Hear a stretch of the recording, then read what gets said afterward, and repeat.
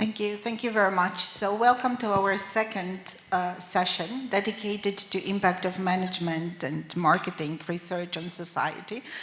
We would like to continue our discussion. We already gave a lot of examples, but we do research. We are really keen on research and finding the information, but it's also important what we do with that information, how it's used, and can we have the impact. So it means on both companies and also the customers, because we represent a bit different fields and trying to point into the different directions, trying to show that research can be fun, right? So I would like to start with our guest from Warsaw School of Economics, Professor Doligalski. We have a small presentation.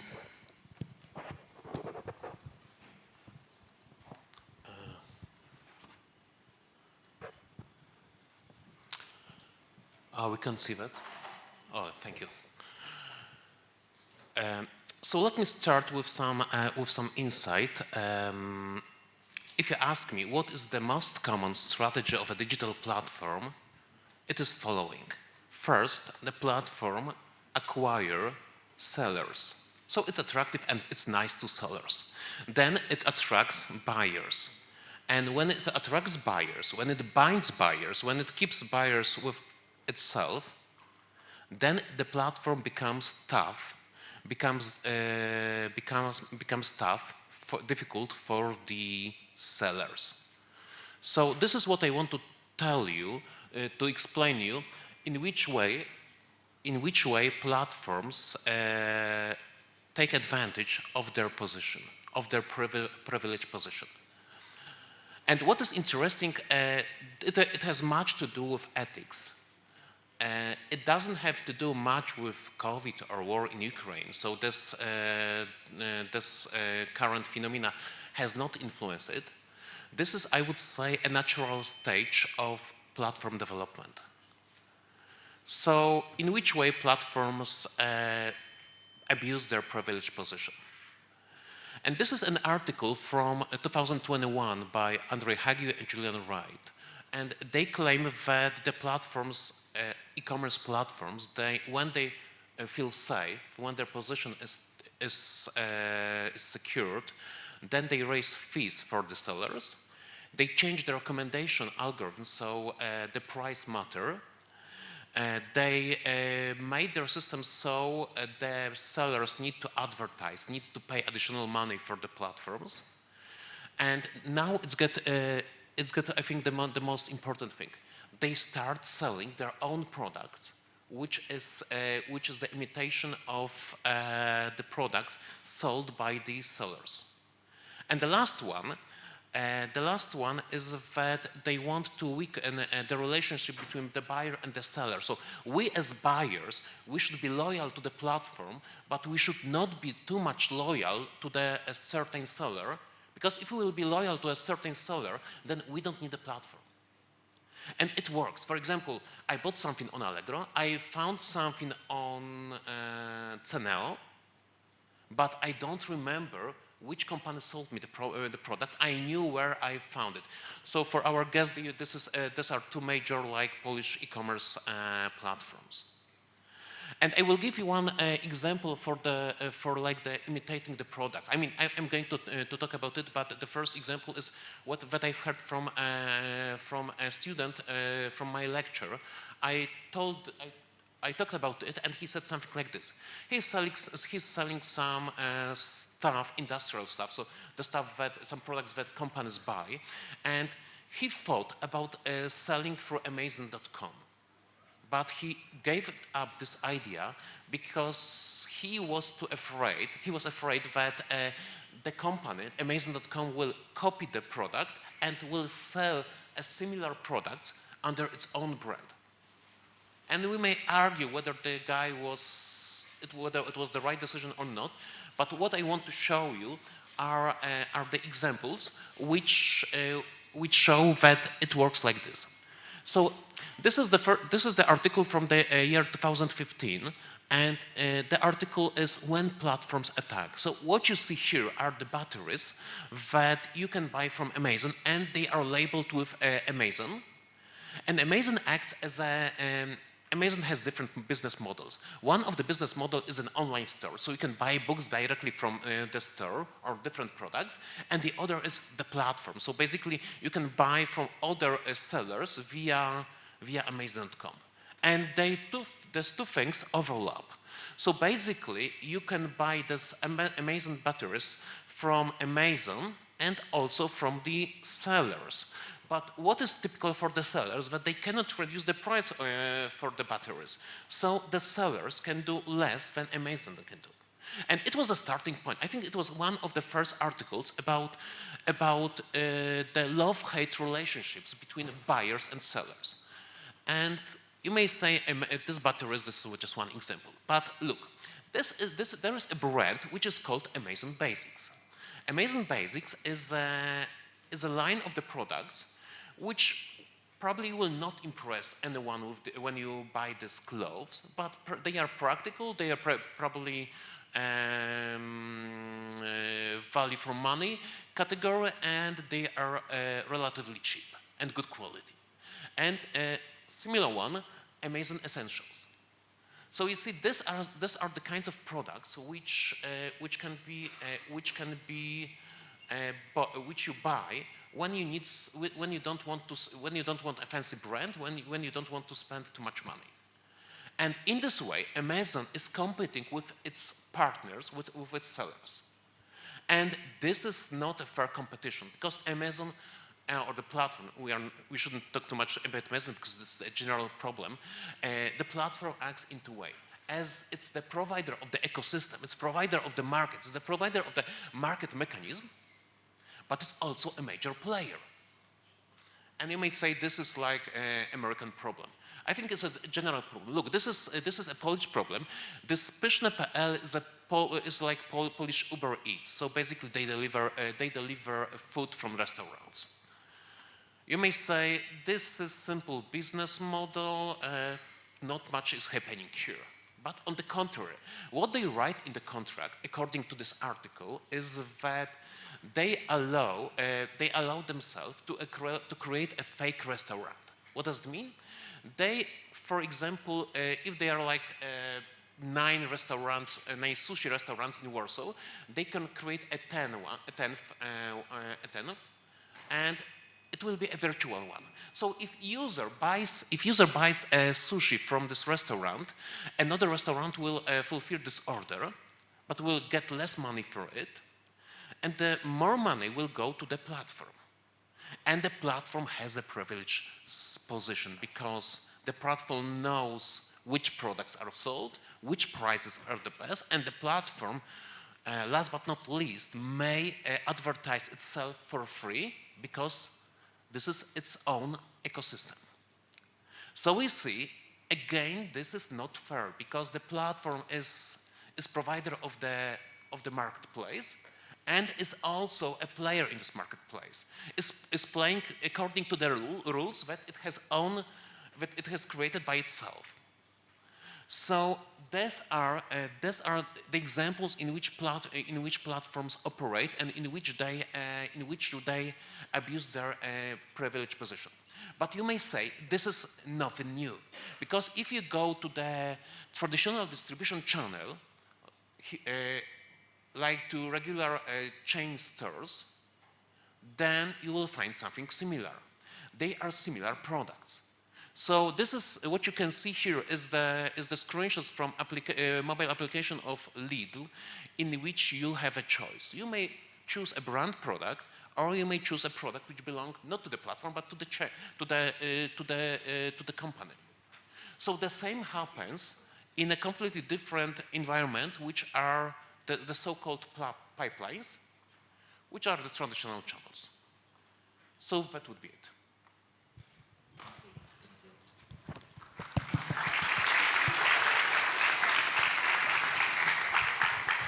So we arise the ethical issue, and it pushes me towards Kim, because You can do more presentation, of course.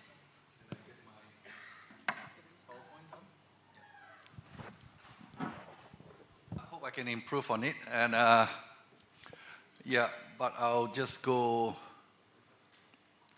How can I get to the part where I stop? Anyone can help me? I think you need to move the slides. Yeah, I know. There could be a faster way, right?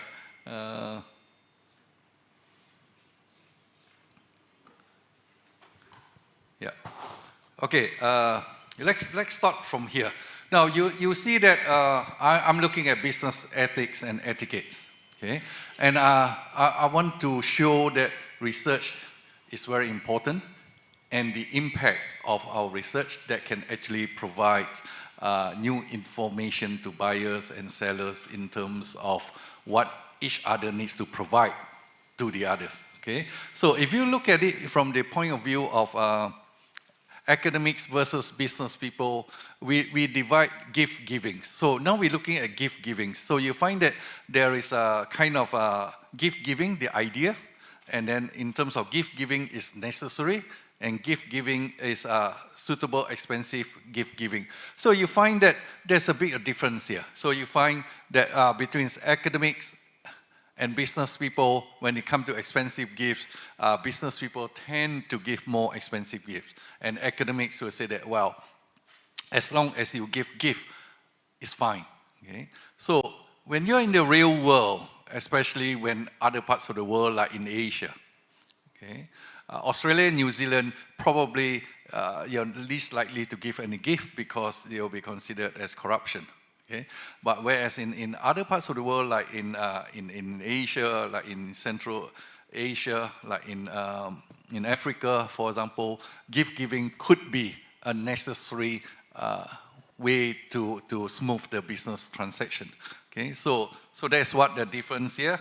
You also find that, well, in terms of people with age group, and you find that, well, this is the relationship performance, means the outcome of any relationship building. You find that actually in people who are reached 65 years old and above, when they have more than 20, 30, 40 years of experience, they have actually established a relationship. So therefore, gift giving is not that important anymore. But when you start a new relationship, that will be very different. See, if you look in terms of countries, I use certain countries for your information. I collected 3,000 over responses from 92 countries, and divide them into various categories, and these are the countries that have a lot of responses. So if you look at that in terms of Hong Kong, India, Indonesia, and so on, the terms of giving gifts will vary. Okay? Business experience, you find that again, when you first started here, people with no experience, when it comes to more than 20 years, you don't need to give any more expensive gifts. Okay, so, and similarly, if you look at corrupt countries, least corrupt countries, like earlier on we look at it, Australia and New Zealand categorized under the least corrupt countries, then you are least likely to give gifts versus, and the research and the relationship performance remains the same. But if you look at most corrupt countries, the gift giving is very important. So so when do you bring a gift? Okay, so the impact of the research here and now is that when do you bring a gift? So you'll find that, well, in terms of China, you give a gift when it's a building relationship, right? So just like a relationship between a boy and a girl, for example, when do you give your gift? Okay, so it is at the developmental stage when you're in China, but in terms of here, the inception stage in Thailand, for example, is very important when you first develop the relationship. Okay, so the gift givings here. Now, if we look at in terms of communication here, you have to be prompt, transparent, consistent. So this is very much consistent with our study, that their business ethics and etiquettes here are very important in a way, and it has to be clear and credible. Okay, and similarly, you need to show commitment. Okay, so success can be achieved. So you can achieve the success of the relationship here. So we're moving towards a business relationship to an ethical type of relationship. Okay, so you find that first you need to narrow the cultural gap. So you need to know. So again, you can see what I presented. You find that different culture in different society, they require different type of gifts or the amount, the price of the gift, for example. Okay, so you find, so I'm trying to put it come under the metaphor here, the chopsticks marketing. Okay, so I've been presenting this and trying to propose this to you guys that, well, chopsticks, as we all know, okay, it's just a pair of sticks, a pair of two sticks. But if you know how to use the chopstick very well, you can do a lot of wonderful things. Okay, so that is the metaphor that we're trying to use it. But success will happen, but it will not happen overnight. It will happen in the long run. Okay, so you find that basically when you talk about chopsticks here, it's not about just taking fork and knife and turn it around and become a chopstick. It has to be practiced. Okay? You have to practice just like building relationship. And now we're not only building relationship, we are building ethical business relationship. Okay? So where both the buyer and seller has to respect each other, and both the buyer and seller have to know what the other wants. Okay? So if we look at the business relationship here, if it is your firm level strategy, then you need to know the local cultural competency. And if you can narrow this gap, which means you need to know what the others want, and this is what even the last piece of rice, you can pick it up. Okay, so wonderful things that you can do. So when you talk about cultural gap here, in terms talk about the business ethics and etiquettes here. This is one of a study that we look at. So firm level strategies, and this is what you achieve. And okay, so success will not happen overnight. It will happen in the long run. So I presented the other half in the morning, and I just continue with this half of the presentations. I just want to present to you, share with you that research, the impact of research can actually help businesses or consumers to know what they want and what the businesses can provide the consumers that require, right, requested for it, for example. So the idea here is that to get the gap narrower, that you should know what the other person wants. So basically, you need to understand your consumers. And given that the economics without borders here, we talk about here is that, well, it's not only limited to New Zealand, to Australia, you also have to look at relative to other countries like Poland, like Slovakia, or like Central Asia, and so on. So there are differences. So we may look alike, but we have different traditions, okay? So we need to know that. Right, so I'll just wait for your questions later. Thank you, Kim. So basically what we are trying to say that the results of the research can help, in this case, the business people to adopt the behavior. And just because you are international marketing professor, so the first thing that comes to mind, it can be because of the different culture background, right? So our background will push us to certain behavior, but your research shows that it's also the length of the relationship important and the age of the person. So some adaptation needs to be done. In the same time, it's the main question, give or not give the gifts, because as you mentioned that in New Zealand, for example, can be perceived badly. Am I right? Yes. When many years ago, when I started my career in teaching, and we invited bankers to come to present to us about doing businesses in China.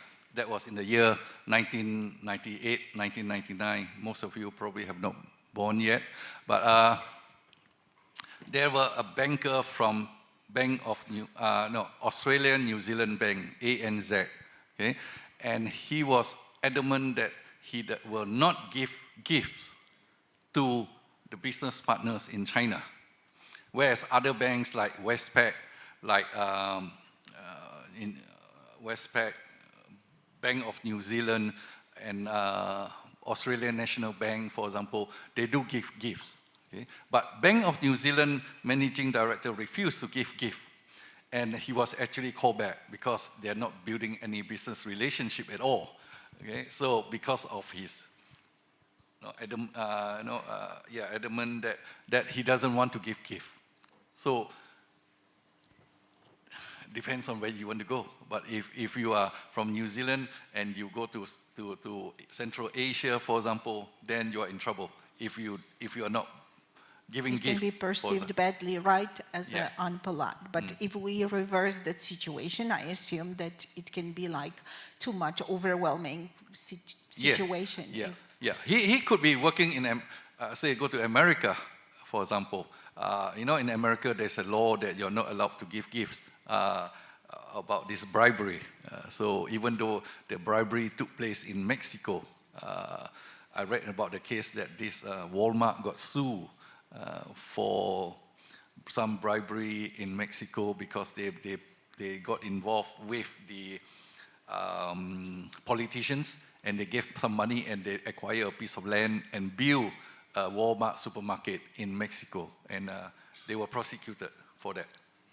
Yeah, but also the results increase the awareness of the whole situation and the necessity to adopt to certain situation, to be basically flexible, understanding different culture. Because because it's the question, what is ethical and what is unethical. And we had really nice conversation with Yuri, right, about two perspectives, like customer perspective, but also company's marketing perspective, talking about brands, what make the brand strong, how to build the brand equity, basically.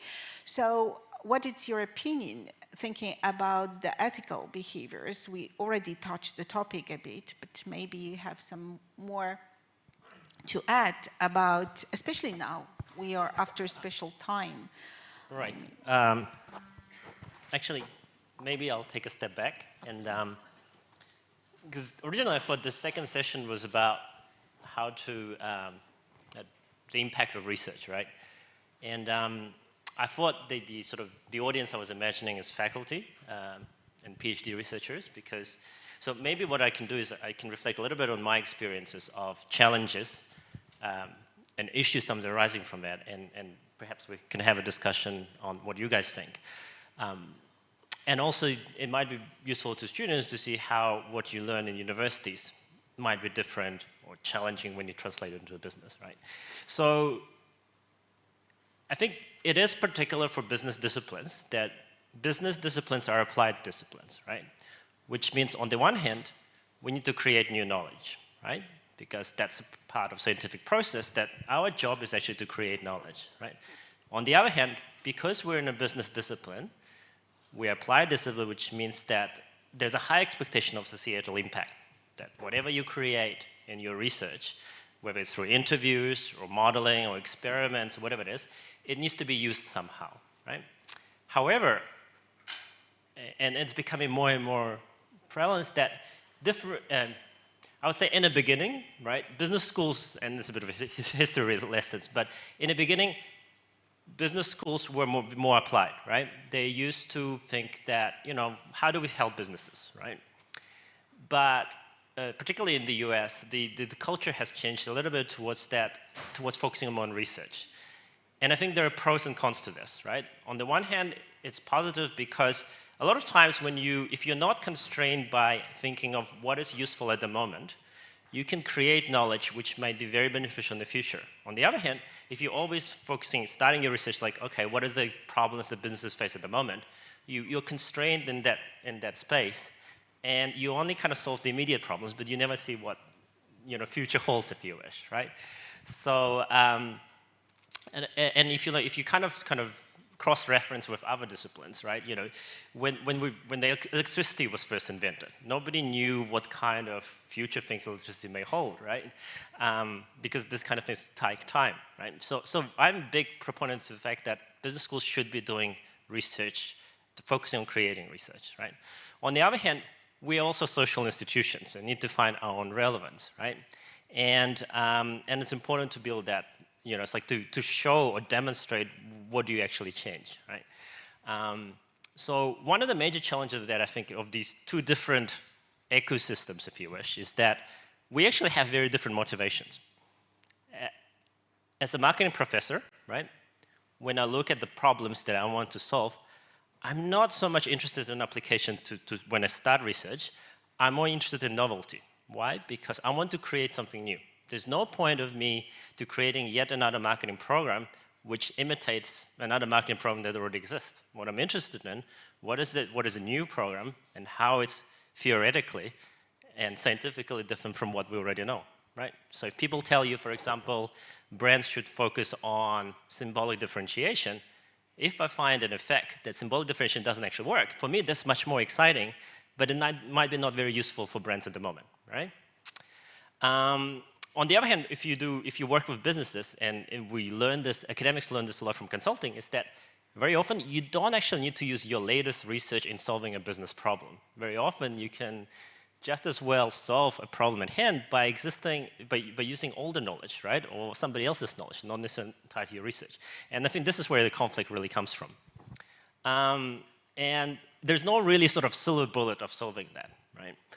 But one way sort of that I find very useful is to think about the social impact as a kind of a linear process, right? And which starts with creating knowledge, with making people aware about what you do, then making people use what you do, and then looking at the societal impact, right? And some people are good at doing all four, but as we know, people who are making food are generally not as good at serving it, right? So my opinion is that as academics, or as if you're a graduate doing research, you should focus on creating knowledge first, right? Because without creating knowledge, this whole institution doesn't really make sense, right? Because this is what we do. This is what we should be good at. When we create awareness of what we do, right, and try to make people ever use it, that requires very different skill, right? It's kind of like, I think it's more similar to teaching than actually doing research, because it requires negotiation, it requires listening to other parties, right? And we all would love to do it, but we also have challenges because time is constrained, right? If you're in a 10-year kind of system, when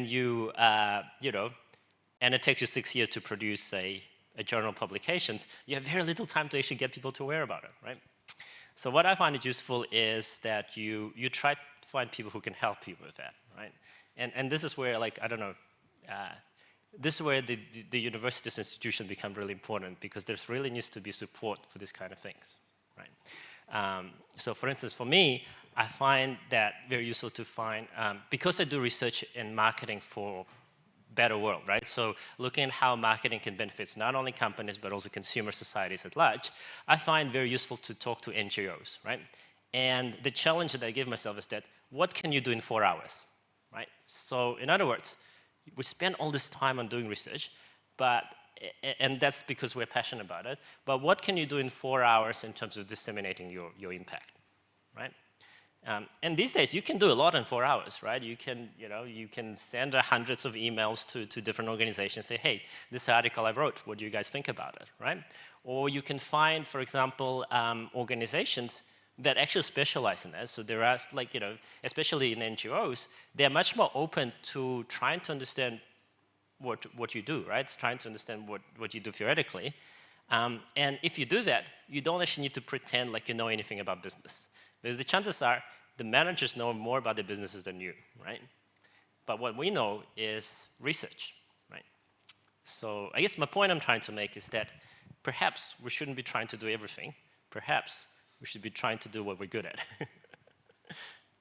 It's very important. And there is the ongoing discussion between two sides. I mean, those who do research and the results of the research when they publish sometimes are perceived as very theoretical, and sometimes it's hard to find the way how to make the use of the results from the business perspective. They expect some kind of the recommendation. They want to be much more practical, and it happens during the discussion at the uni, probably when the students are thinking and looking for more practical courses, right? Sometimes they are not very keen on the theory, but thank you for your words, right? Just to put a bit of order in the way of thinking and putting the university in good place, I say, to understand what is the role of the university.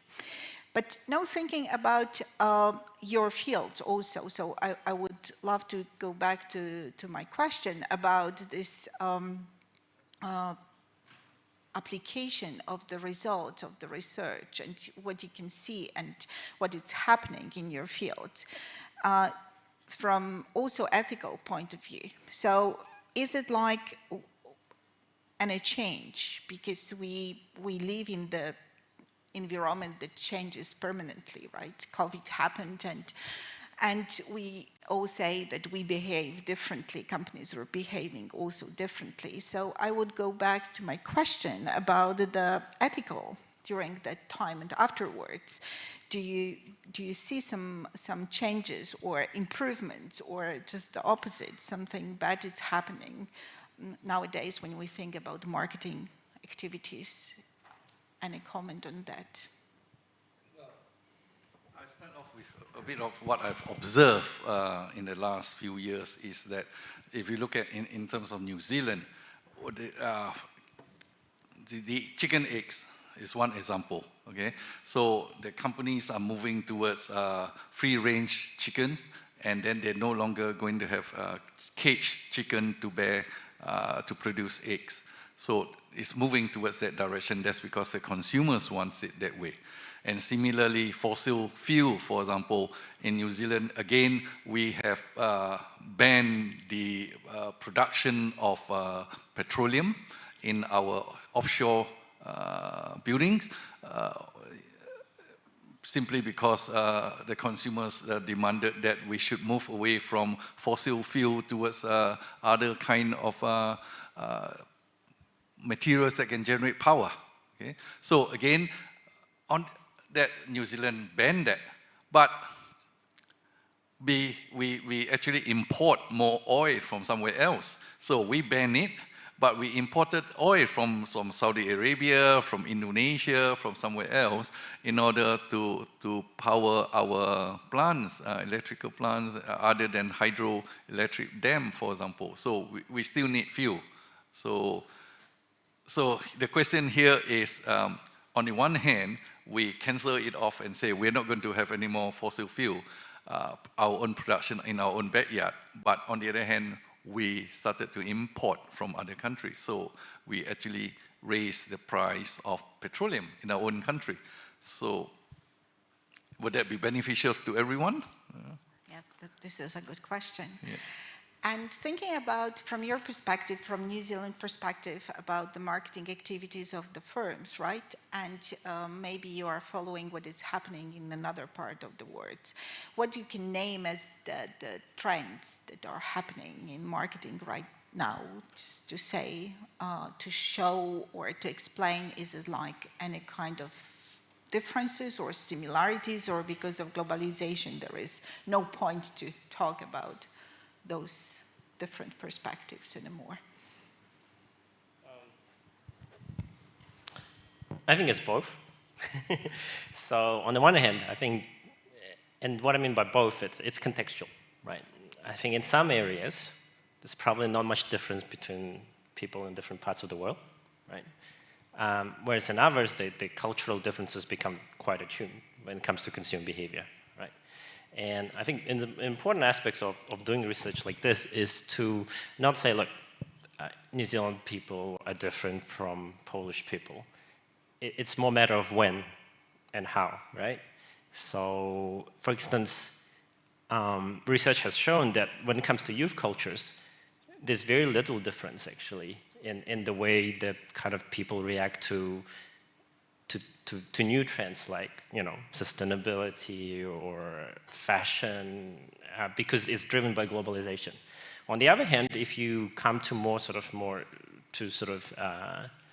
culturally sensitive, like consumption decisions, right? Then there could be cultural differences. Right? And so one aspect of research that I do is try to think about in which context culture matters and which context it doesn't. And just to give an example, like,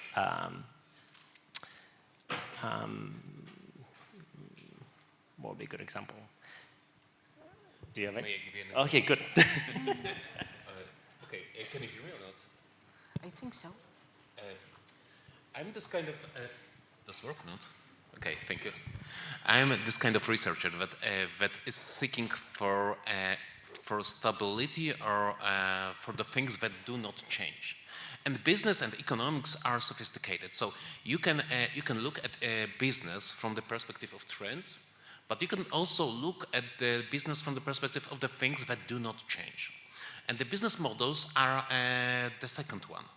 So if you, for example, take the article from 20 years old about the internet business models, so you say that should be out of date, that the knowledge is not more applied, and I would say that 80% of this business model are still in use. Something have changed, but basically, but the general idea how the online companies operate, being, for example, an online store or a content provider or a platform, a community, this is more or less the same as it used to be in 20 years ago. Surely the companies are different, they have different strategies, they do different things and so on.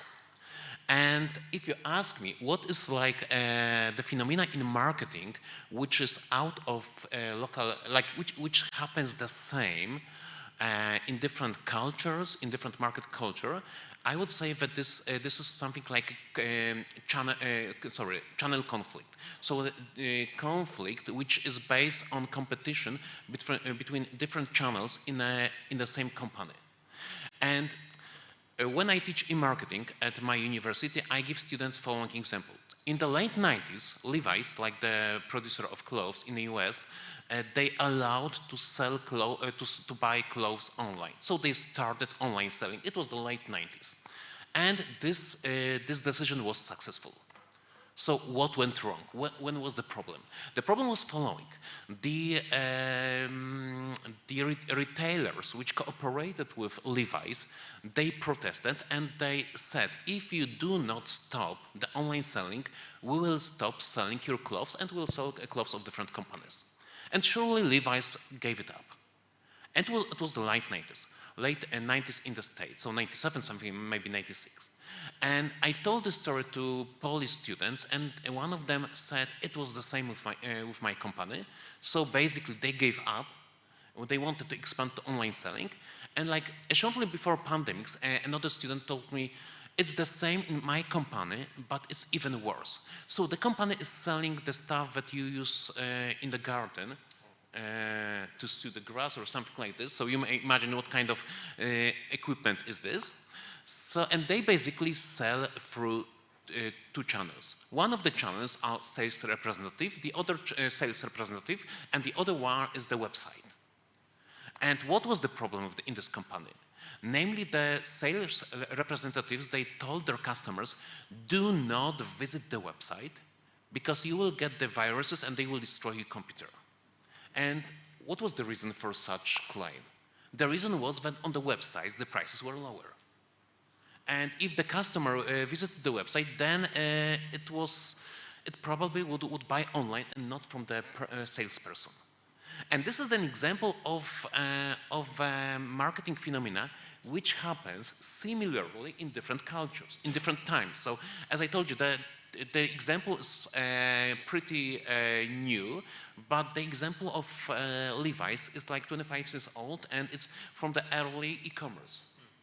So what is interesting in marketing, in business, and in business and economics in general, that certain things are, as Yuri said, are culture dependent, and the others are free from culture, although culture may somehow influence it from, let's say, from outside. Yeah. So that kind of reminds me of one study that I've done with my student. And it was at a time when sort of social media advertising was just emerging, right? And so in general, right, at the time we were interested if social media post is endorsed by friends, we would have a positive effect on intention to purchase a product, right? And the general prediction is, yes, it should, right? Like, your best friend endorsed this post, and the post happened to reference a certain product, you'd probably be more likely to buy that product, right? And we've conducted a study in US and Korea, and it was the same effect, right? And you can't publish a paper when it's like this because it's boring, right?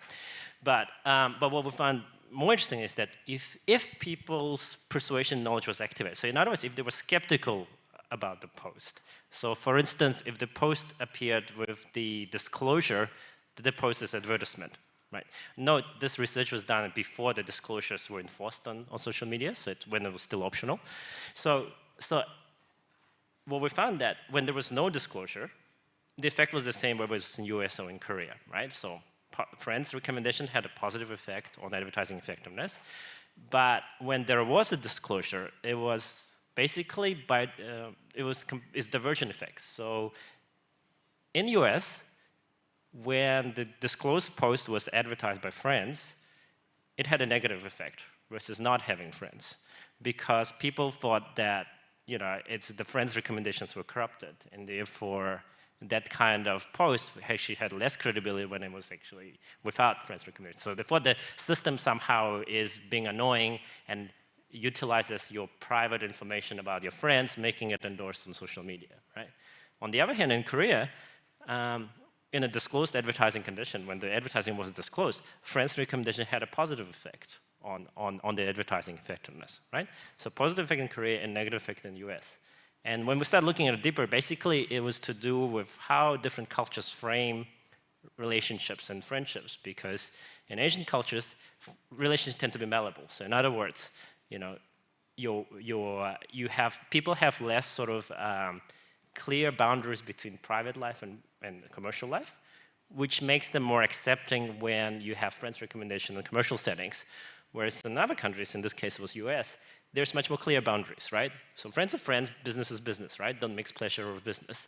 And therefore, utilizing personal information for promoting a commercial product had a very negative effect. So that's what I'm trying to say. So, in general, yes, friend recommendations are good in business, right? They have a positive effect. But there are certain conditions, like in this case was disclosure of advertising, where culture becomes really, really important in driving the consumer behavior. It's very interesting. It's also about the trust in general, right? Do we trust to what we were told in the message also, right? But I guess what I'm trying to say is that people can make inferences about trust in different ways depending on their culture. But it only happens in certain conditions. It doesn't always, it's not a universal kind of thing that, if you're from X country, you're thinking in X way, and if you're from Y country, thinking in Y way. It's more like that, depending on the context, there could be cultural difference in thinking, and in others, there's no difference at all. Yeah, I support what Yuri has mentioned here, is that I think in Asia, celebrity endorsement is actually more important than, say, in other parts of the world. I mean, like in America, or maybe in Poland, I don't know. But in Asia, if you are famous, and you tend to endorse a certain products, the consumers in particular would just buy it without even knowing what they're buying. Okay? So again, where is that marketing taking place, and in which culture, and in which society, and so on? So recommendation. And what about the brand itself and the appeal and everything? What it's not only I'm buying not only because of the friends, also because of other reasons, right? To fulfill my personal needs. So when you think what is happening, thinking about the brand and how the brand communicate, what would you say what is happening right now? It's more going back to emotions and what we started to talk. So in my research, I think, so you know how, like how many people study marketing? Can you just raise your hand? Are you still with us, guys? Some. So you probably heard of this thing called segmentation, targeting, positioning, right? Like it's this thing created in the 60s and everybody seems to think it's like a thing, which in some ways it is. But what I mean is that the way it's normally taught from a textbook is that it's very kind of planned process, right? You have a big market and you put people into the boxes, right? There's A segment, B segment, C segment, and then you choose one of those segments because they're homogeneous within and heterogeneous across, and then you create a positioning that fits that segment, right? So for some products it might work, but for a lot of cultural categories, for a lot of symbolic categories, it doesn't necessarily work that way because symbolism is malleable, right? So think about luxury brands, right? So people buy luxury brands for a lot of different reasons, right? Some buy it to convey status, some buy it to indulge themselves, some buy it because it's high quality. Now the problem with this kind of thing is that people who buy it for status can also buy it for indulgence, can also buy it from investment, right? So when you try to do segmentation, targeting, and positioning, it becomes really, really annoying because you don't actually know what's the most important value driven in this segment, right? So how do you do advertising? So should you base it on status? Should you base it on, on indulgence or quality? And the traditional approach would be like, try to find correlates of the segment and then try to position that. So for example, if you have some sort of correlation between age and status, that older people like status more, you say, okay, so maybe you can try to target all the demographic with a status appeal, right? So it might work, but it doesn't work really well, right? So another approach is that, which is a little bit more advanced, is you try, because luxury is a malleable concept, you can activate certain inferences in consumers at the time of marketing communications. So in my research, what I found is that if you activate a particular type of mindset, right, cue people think in a particular way, and in this case, it was making people to adopt more growth mindset versus the fixed mindset by having certain information about the brand in the message. So for instance, you can activate fixed mindset in consumers by talking about history of the brand, right?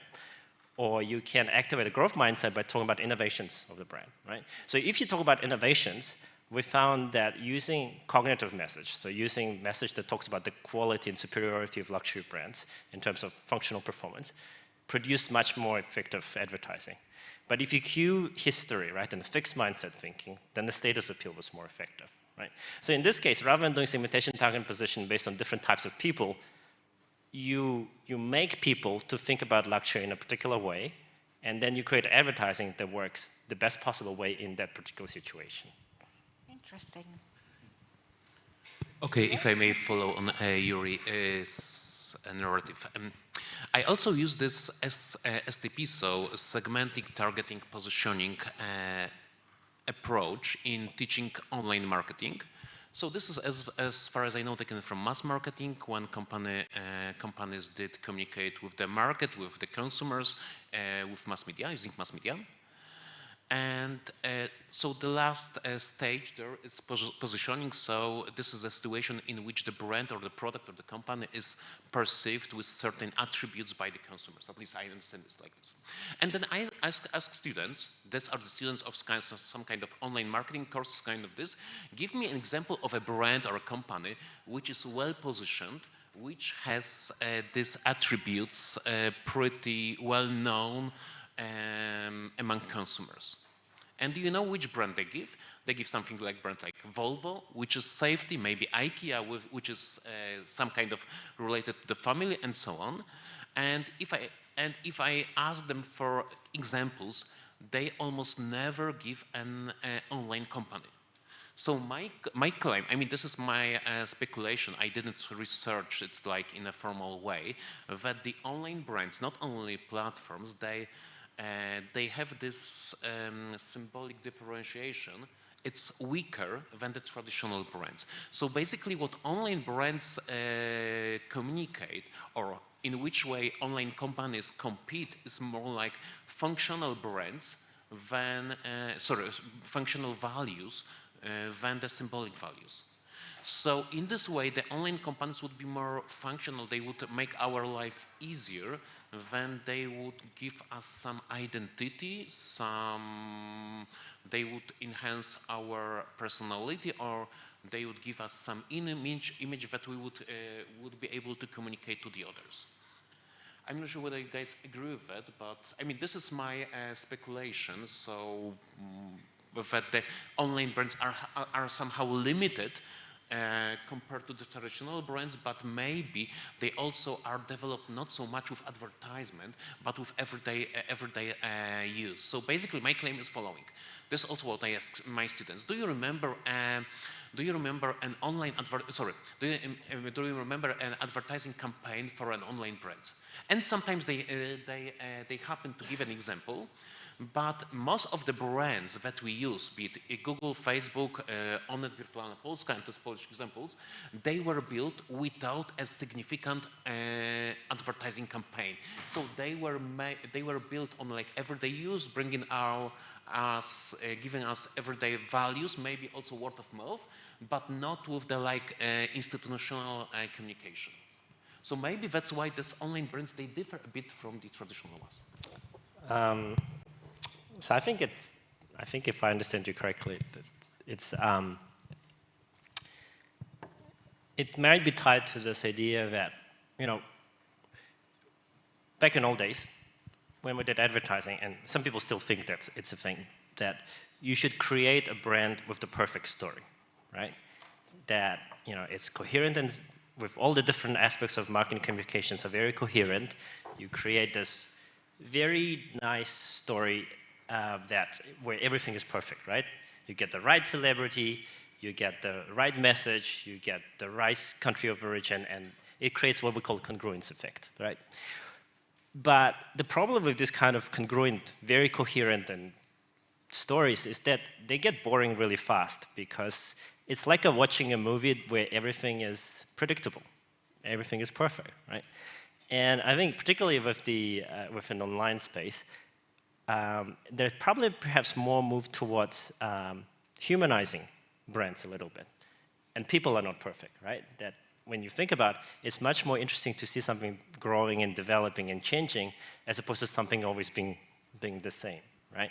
And one way of doing it is create what I call imperfect story. A story where it has a lot of symbolic cues, but they're not necessarily as well connected as in a perfect story, because you then allow different people to derive different stories from the same narrative, right?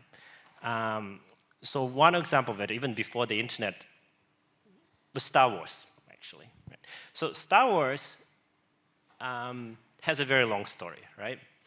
And some things there make sense, some things don't make sense, right? But the reason why it became so powerful in terms of the iconism as a movie is because it has probably every single symbolic archetype from any part of the world, right? It has references to religion, to philosophy, to spirituality, but it's done in a way that doesn't tell you, hey, this is, you can see Excalibur in the lightsaber, or you can see entrance to the Death Star is the Odyssean myth, right? It's metaphoric, which allows then people to draw on their own experiences and create connections with the movie, right? So in the same ways, what brands are doing now is that they're creating this narratives with holes in it that allows people to fill in their own holes, and it's kind of like you create this personal relationship, parasocial relationship with the brand, where you feel like you're kind of closer to it, right? And that allows you sort of to tap into different markets without actually doing too much segmentation, because it's just brand means different things to different people. So basically, brand talks to us. So saying the story, we don't need to connect to brands in the same way Like, you know, like I can think of Apple something and you can something different, but from Apple's perspective, it's fine as long as you like it, right? You buy it in the end, right? So the right brand narrative and putting it to the context of storytelling, for example, using the right archetype and create the appeal that works is the key of success. Talking about these story things, I came across an advertisement. It's Coca-Cola advertisement, and maybe you guys have seen it. It's just 3 frames. Okay, the first frame is that the guy was lying on the sand, okay, flat, and the second frame was that he's drinking Coke, and the third frame he's starting to run again. So this Coca-Cola executive was talking to his friend in a pub, and the friend said, "Oh, you have been an executive, Coca-Cola executive in Saudi Arabia for years." And then this guy said, "Oh yeah, I produced 3 frames. A, the guy is lying on the sand. B, the guy drinking Coke. C, the guy running again." Okay, so it's a good story, right? But the guy continued and said that, "Nobody told me in Saudi Arabia you read from right to left, whereas we read from left to right. So in Saudi Arabia, you read from left to right, from right to left, which means the guy is running, drink Coca-Cola, and he was lying on lying flat on the sand." He said that story failed in Saudi Arabia, and he got sacked, okay, for not knowing the cultural aspect of it. So again, going back to storytelling, it's just not just story, but you need to understand the background. The story, yeah. the context. Yeah, and the context. What we said. But I can see we have questions. Hello. Or comments. Very well. So I'm a lawyer, so I'm going to defend the 4 countries. I'm from Paraguay. And it seems like all the professors were discussing about ethics and were discussing about moral ground. And in my opinion, I think there are 2 types of corruptions. One of them is like the PT, you know, the simple ones, bribing the cops. Happens a lot on the South America, maybe the poorest countries. But then there's another type of corruption, the sophisticated, the intricate, the very, very smart corruptions. So, and my question is, I mean, in my country, Paraguay, there are both of them, right? So, which one is worse? And in my opinion, the worst one is the sophisticated one. We have so many examples of that. The banks, the case of Volkswagen, and some other cases. So, and it also applies to the platform, right? Who are the platform that wins all the customers? The ones with the money, the sophistication like Amazon. So, my question to all of you is, what do you think about these 2 types of corruption that exist around the world? Obviously, in the poor countries, we had the petty ones. But in the rich countries, they had the sophisticated ones. Very good question, right? So marketing is called again. So thinking about the platforms, you mentioned a lot of examples when some customers are excluded, right? Or they are given the content that it works for the company, or even they create fake companies.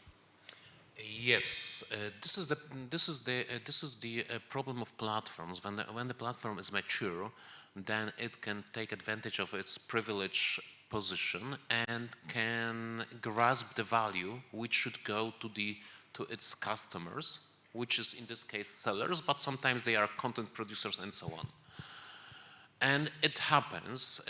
This is why platforms do this, simply because they can. Because they have too much power.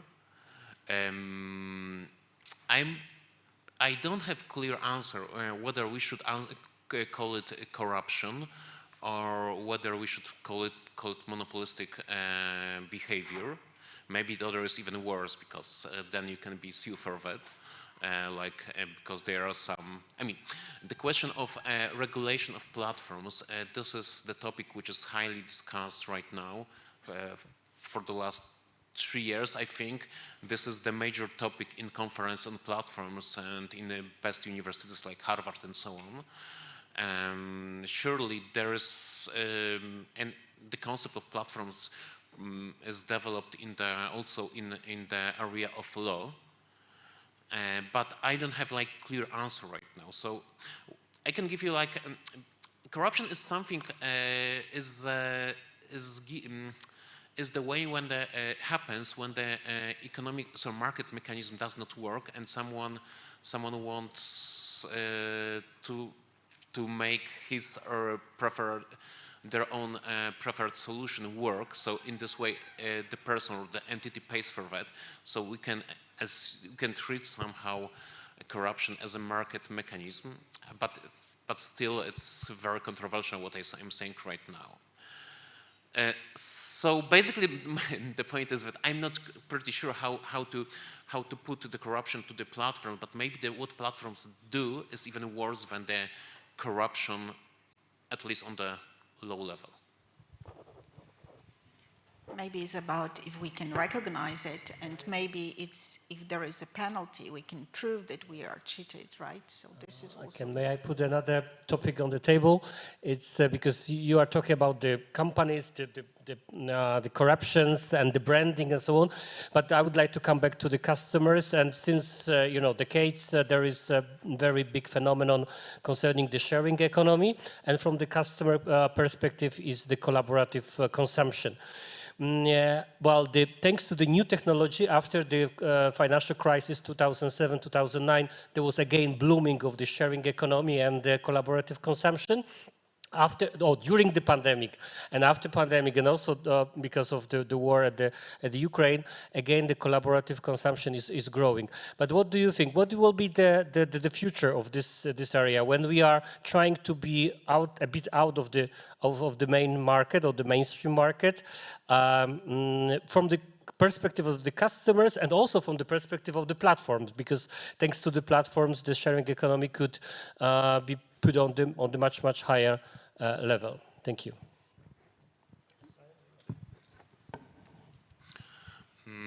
The sharing economy is an interesting concept which allows us to take advantage of a good without paying for it.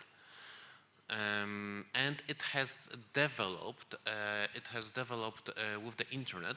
What is interesting, I like that also the smartphones help some sharing economies platform to start operating and so on. So for example, I'm talking right now about the website called Shafa or Vinted. These are the website which allows to trade used clothes. I'm asking students why this website didn't start in the year 2000 with the first internet revolution or late 90s, and there's no clear answer. I mean, the best answer is we didn't have at the time mobile phones, or we didn't have the cameras which allowed to take pictures and to take digital pictures. So basically there is this trend of sharing economy, but the problem of sharing economy is how we define it. Whether it's is this the situation in which a consumer is using a product belonging to another consumer, or is it a situation in which a consumer is using a product without buying it but is renting it? But if we define in the second way, then car rental companies or even hotels are in the sharing economy, which is nonsense, at least for me. So basically, maybe we should reduce the sharing economy to this C2C transactions. And in this way, there is a huge market for used products, which users sell to each other. And in this way, that will probably grow, but still we are missing somehow. So I have no clear answer to what will happen in the future, whether we will rent more products without buying it, or is it the level that we are right now? So in this way, we are coming more to a consumer behavior. And so prior to coming here. Actually, I've attended a session in Melbourne University where sharing economy was a big thing, right? From a consumer perspective. And one thing we discussed was that, I mean, the term probably is, like as Tymoteusz suggested, probably not right? That when we talk about sharing economies, you know, we've talked about platforms like Uber and Airbnb. It's basically where it's like sort of consumer entrepreneurship, right? Where the consumers are also producers and producers are also consumers, right? And sort of, there are a lot of different issues to think about, but one of them could be how much power the platforms themselves have, right? And what is their impact on this entrepreneurship, right? So for instance, I don't know if you guys seen, but the Uber shares dropped significantly. And one of the reasons behind it is because they top users, sorry, not Uber, Airbnb. So their shares dropped radically in one day because there was a news article, I think it was in Wall Street Journal, that talks about how the top users of Airbnb, basically, rather than going through the system, right, they started poach their customers directly. So, you know, like somebody stayed in Airbnb, and rather than encouraging them to stay there again via the Airbnb website, they said, oh, next time just email me, right? And then, you know, I'm going to give you a discount, right? So it's kind of like a way that consumers bypassing the system, right? And then, but you'd think, what did you expect, right? What do you think is going to happen? So when there's certain consumers in the network getting much more power than the others, they can actually start getting outside the network, right? So that's one interesting issue that I think we'll see how that will develop and what that means. The other one is, so Airbnb and Uber and all these kind of things, they have different effects in the different economies, right, I think. So for instance, in some countries, they banned Uber, right? And the reason why is because the taxi drivers actually were already under pressure in those countries, right? And when the things like Uber or Airbnb come, it actually makes those people lose their jobs, right? So then, even though we like to think about sharing economy as a very positive thing, you know, it can, in certain contexts, right, it can have a very negative effect on social well-being, right? At the same time, so I have a colleague who's doing research in Ghana, right? And they're looking at how Uber, coming to Ghana, started institutionalizing certain aspects of taxi driving that weren't there before. So apparently, prior to Uber coming to Ghana, you pay for taxi is like pay you what you want. So basically, the taxi driver is going to look at you, and if you dress very nicely, they're going to charge you a very big price. And if you kind of look poor, they're going to charge you less price, right? So there was no really kind of, you know, like a standard way of charging for taxi, right? And there's obviously also security issues, right? So one thing that Uber's did actually, is like by going into that country, is that it started institutionalizing prices and you know, like addressing some safety issues, concerns, right? So I think it'd be interesting to see what positive and negative effects of sharing economy actually are in the future, right?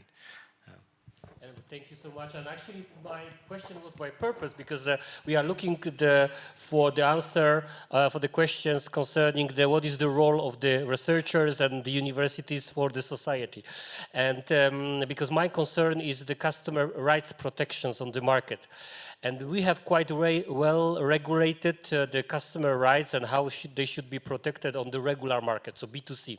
Yeah, so because the customer is the weaker point of the market, so that's why the government should support the customers on the market in front of the bad companies. But the problem is with the sharing economy, when we have the customer to customers, and what kind of rights the customer, how to protect the customer rights, because we have two equal market players, right? So there is no this difference between the professionals, which is always company, and the customer. So that's why I think that there will be one of the biggest issue, because even on the European level, right now they are the commissioner dedicated to customer protections. They are really, there is a very big headache for him what to do and how to guarantee the customer rights on that market, and maybe the platforms will help us, right? Yeah, so, sorry, but then I think when it comes to regulations like this, you have to have a platform accountable for it, right? So normally the ethical issues to do with what you allow people to do on a platform, and the platform is responsible for that, right? So It's what does Airbnb, I think, introducing the insurance. It's like Airbnb waiver. I don't remember the name, trying to protect both sides, right? So in case of any claim, they compensate. And it was also the big discussion about the safety if the Uber is concerned, right? Because there were some situations and Uber had to react. Yes? I will not completely agree with the statement that the consumer is a weaker party in the relationship with the company. So it depends, and the platforms are the reason. Suppose two cases. You order the food from the restaurant. So the first case is you call to the restaurant, they deliver it to you. The second case is you buy it from such a platform as Uber Eats or Pyszne.pl, and they deliver the same food to you to your home. In which situation your position is stronger as a consumer? I would say in the second one, because it's much easier to criticize, to negatively review the company on the platform. Surely you can do this without the intermediary, but when you consider the relationship between a consumer and a company, which is mediated by the platform, then the position of a consumer is much stronger, because the person may write a negative review which will affect the choices of the future potential customers. And this is very powerful if you are a new company, and if you will have a few negative reviews in the beginning, that will make your life much more difficult. And that's why what some platforms do, they don't display the reviews until reaching a certain number of reviews. So they are not accidental. So they present like the full image and so on and so on. So in this way, the platform the design of this mechanism makes the position of a consumer stronger. But surely this is in relation to the seller, not necessarily to the platform itself. Yeah, so right now we are touching the very important issue, which is a customer education, because we have to educate the market education of the customers, yeah, and this will be our role, and also the role of the companies, right? To make them more aware. So maybe we have like a few minutes. You're very quiet, but probably would like to ask some questions. Yeah, there's one question. Yeah, I'll give you one.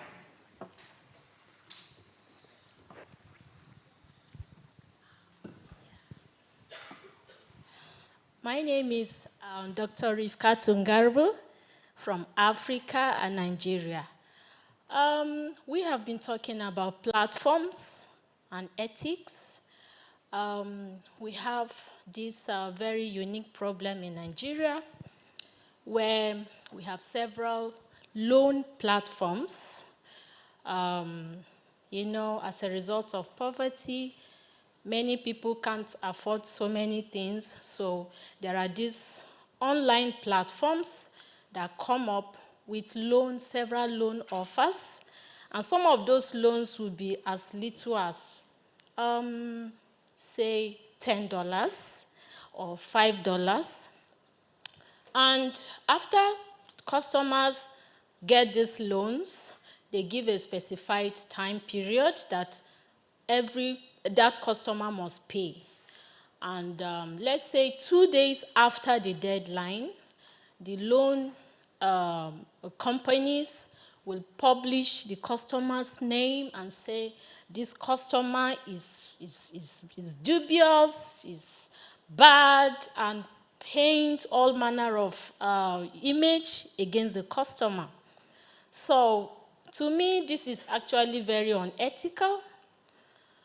I'm just wondering, what role can an economist play in research in this case? Because this is one of the challenges we are going through in Nigeria right now.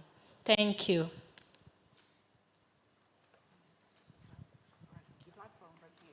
The customers. Would you like to comment on that? Yes, as far as I understand, and as I imagine that this is a situation in which the company has too much power and can easily abuse this power in the way that it create like the loss at the side of consumer and maybe a social loss. So I don't have a clear answer to how to deal with that. Maybe, well, in Poland we had like these companies which offered the loans, which were unfavorably, which costed more than they should, and probably this was the surplus in consumers. So the consumers became more wealthy and they less needed these companies. So it was a macroeconomic situation, but I also know that there were some regulations towards this sort of company. So maybe this regulation on a market level should help, but this is difficult to say it in a straight way. Which is not good situation in the end. Any other questions? Don't be shy. I guess there is one question, right? No? No. Also, maybe I will ask the question to our guests. Like, as Yuri said, like there are two kind of culture, like the collective and individualistic culture. Sorry, societies, but it's the same. And how do you perceive Poland? Is Poland, from your point of view, more individualistic or more collective? Well, It's more keen. I was walking around Katowice yesterday, and I was just writing to my friends and say that, look, I find the people in Poland a bit more reserved, and they don't tend to say hello to foreigners. So I just curious why. So maybe because you were formerly under Soviet Union bloc, and you just open up. Not recently, but in the last few years, and you are slowly getting into the collectivist culture or into the culture where, you tend to express yourself. But at this stage, to me, I feel that you are a bit reserved and maybe a bit want to know more about us. And at the same time, we want to know more about you. So that's how I look at it. It's more individualistic culture, but it is the comparison with New Zealand, basically, where people are more like exchange the greetings in many situations, at least from my experience. Yes, we are doing our lesson to be more open, but I hope you feel welcome in here. Oh yeah. I feel welcome here. Just that I observe, in New Zealand, Justyna just mentioned, is that when we go to a shop, we always say hello and how are you getting on while we're waiting for the goods to be delivered to me.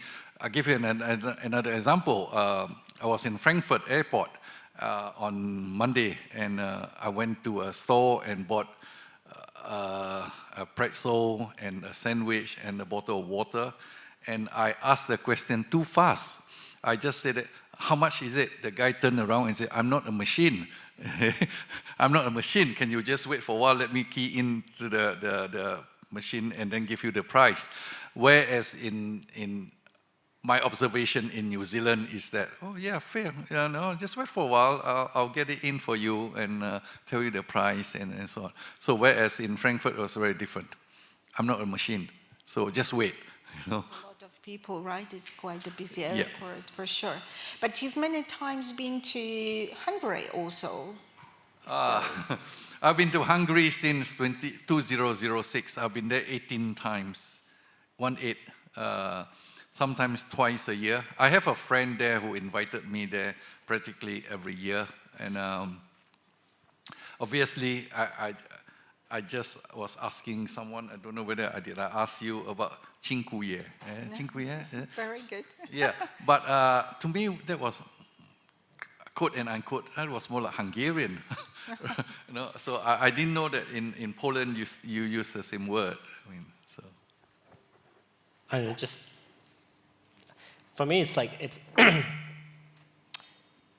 it's difficult to categorize culture with one word, right? And I mean, we have that practice of saying, look, there's important cultural dimensions, right? And collectivism and individualism is one of them, right? And we're trying to find how do we fit our data into those categories, where in reality is, I think it's much more complicated than that. And they said sometimes collectivism and individualism can play a role, sometimes it doesn't. But there are also like a lot of other ways of trying to label a culture. So for instance, there might actually be much more differences rather than looking at cultural dimensions, but people who live in cities versus the rural areas, right? Because of the way of living. It could also be things like, political situations, right? Or political or historical situations which have nothing to do with culture. Yeah, so I think for doing cross-cultural research, and I'm not particularly an expert in that area, but I think it matters to really clearly define the context where certain cultural dimensions really matters. Because most of the time, at least in my experience, it's not the kind of like, oh yeah, you're from Poland, you have this kind of culture, and therefore you behave that way. Yeah. It's not that simple. Yes. You need to know a little bit more, but you call back the research. So my last question is about the future. And do you have any plans for future research? Do you think about something? What you want to do next? What is your next step? What we can read in the future from you? Well, I'm semi-retired, and I'm more interested in finishing off the data set that I've collected from 92 countries and trying to find out that how important they are. For example, how do I put it? I read an article in the Harvard Business Review about two professors doing some research about sitting in an aeroplane. So if you are sitting in front and you want to recline your seat, how much the person at the back prepared to pay you not to recline the seat? And then the next question is how much you prepared to accept that the back person pay you before you recline. So it's about $30 So the back person is prepared to pay $30 The front person is prepared to accept $40 something like that. So here my question here is, if you go to two business buyer seller, for example, and the buyer say that I'm prepared to reduce my ethics or etiquettes, I'm prepared to accept your level and how much you're prepared to accept in my case. So the data set has been, the analysis have been done. I just haven't looked at it, so I might be able to publish that paper in Harvard Business Review, maybe. If not, then in one of those journals later on. Yeah. Great. What about you, Yuri? It's so many papers. Yeah, there are a lot of different topics, but one thing that I'm interested in is, just related to what we're talking about, is consumption of cultural difference. Okay. And that is to do with how people consume other cultures. And trying to understand, how do we process information from other cultures when we have imperfect information about it, right? Like, for example, consuming Polish culture, right? Mm-hmm. While you're being a tourist. But also looking at memorial issues associated with that, right? So how do you do it right? How do you do it ethically? Right? And whether we should be doing it. Because on the one hand, right, we've got this discourse of cultural appreciation that, it's important to consume other cultures because it's the way of us learning about other cultures, right? On the other hand, it's like when you do that, you risk to not doing it right and misrepresenting a culture. Right? For sure. Yeah. So I find it very interesting how people reconcile these issues. Yeah. Thank you. And what about you, Professor? I have a dilemma, which way to go. So I basically want to research platforms, business models, and so on, and rather stay away from consumer behavior. So at least to have specialization and to focus on it. But my dilemmas are following: whether I should try to analyze platforms in a quantitative way, whether I should analyze them with Python or some other language, programming language, or whether I should analyze it in a qualitative way, in the way that I research some specialists and get to analyze their opinions and so on. So both are good, but when we talk about kind of sort of determinism, so not necessarily my decision, but in which way a project evolve and in which way they force me to use a method, then it would be rather the qualitative way. So basically, the project research project that I will have like in the nearest future, like 1 year, will be more qualitative than quantitative. I somehow regret it, but this is like the flow of research of projects that somehow force me to it. Thank you. Thank you. Thank you for that. I wish you all good luck with your new projects and new research challenges, right? Because what we need to do is still finding the new topics to explore. And as Yuri said, the knowledge, right? We need to develop the new knowledge to learn from it and to build something new. Thank you, guys. It was really nice talking to you and hosting you at University of Economics in Katowice. Thank you very much. Thank you. Thank you so much.